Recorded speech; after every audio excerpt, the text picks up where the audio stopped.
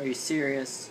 Jiggly Caliente staying over Lisa Summers.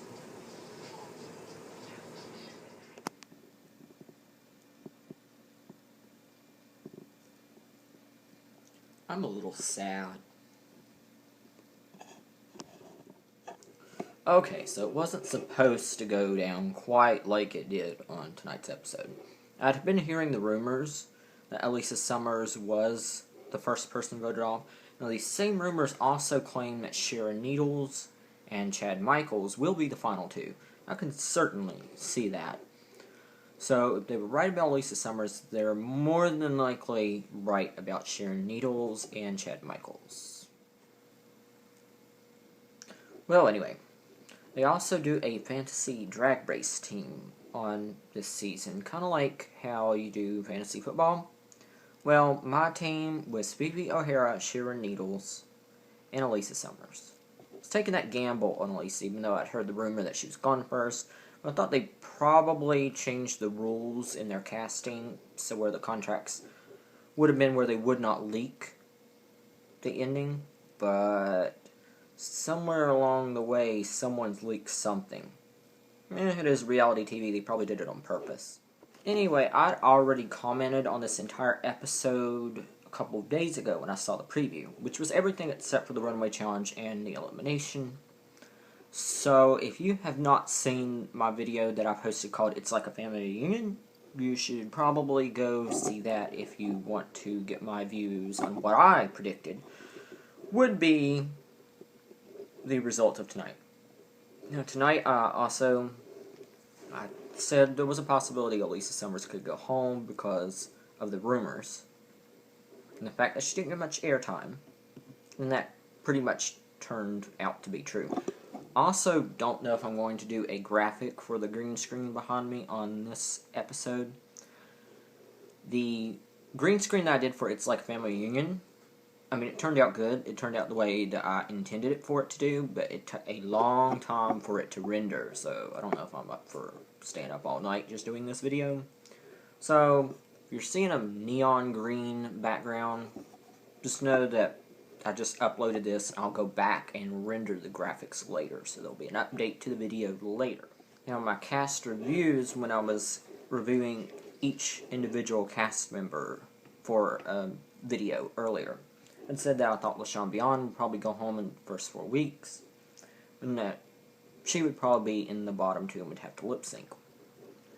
Well, I still stand by the fact she will go home within 4 weeks, because that's pretty much what everybody else on the show thought as well.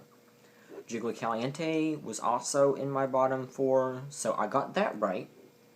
Jiggly did have to lip sync for her life week 1.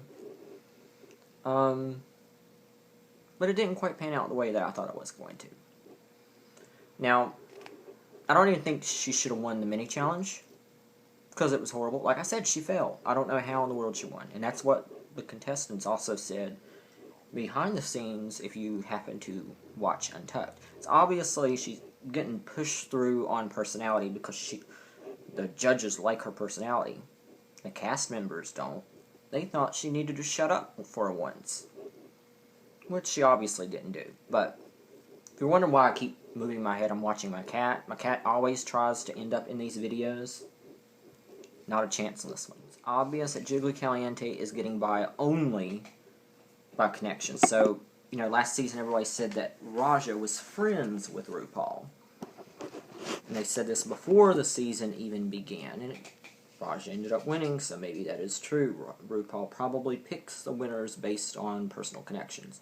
Pretty sure Jiggly Caliente knows RuPaul from off the set. Good Lord, I look like I'm in heaven. This light is extremely bright above my head. It's only here really to illuminate this green screen, which I'm not using, so, well, it's hiding the green screen behind me. Just a thought on the mini challenge, the one that Jiggly won. Okay.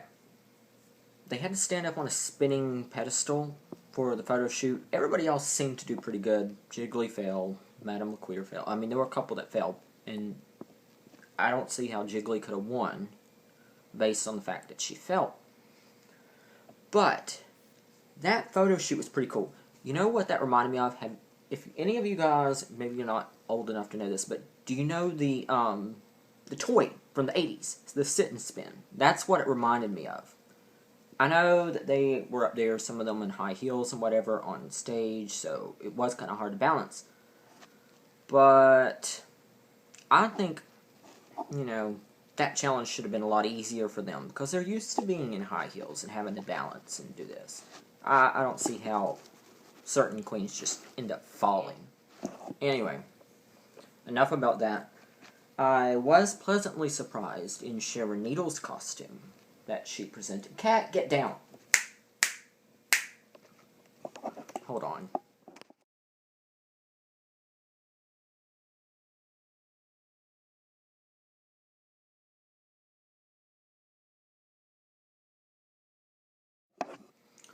But one thing I definitely got right was the fact that Sharon Needles was going to win this competition.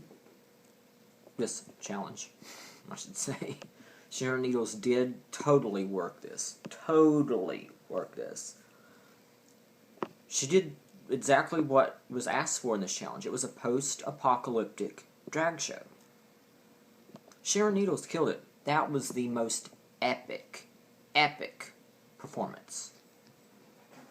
If you have not seen it, you need to Google it. It was absolutely amazing. It was perfect. Spot on. Sharon Needles killed it, killed it, killed it. And she was dressed up as a zombie, so it made sense. I mean, this was just absolutely perfect.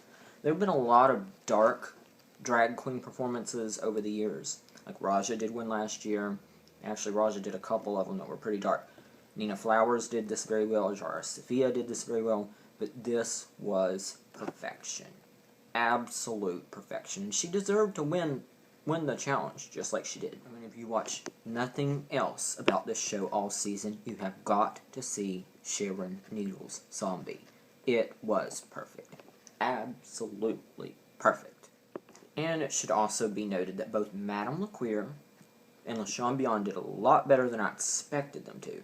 LaShawn Beyond did manage to come up with an outfit using that globe. I mean, it was pretty good. Not gonna lie. And my top 5 performances a night, obviously, Sharon Needles was the best. Absolutely the best.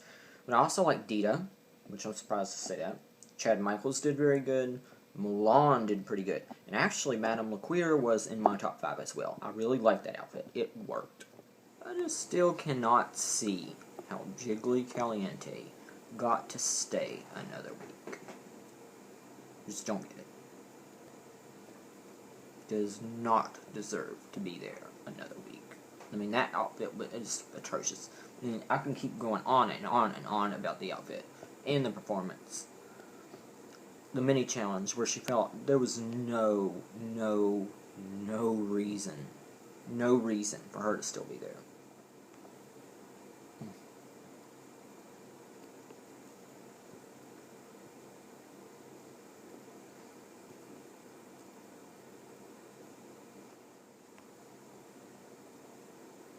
I mean, my imitation of her during the cast interview video, where I would just sit here and look at the camera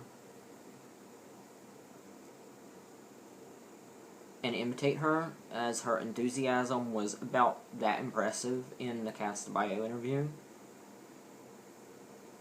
That's what I could do here in terms of her performance. Just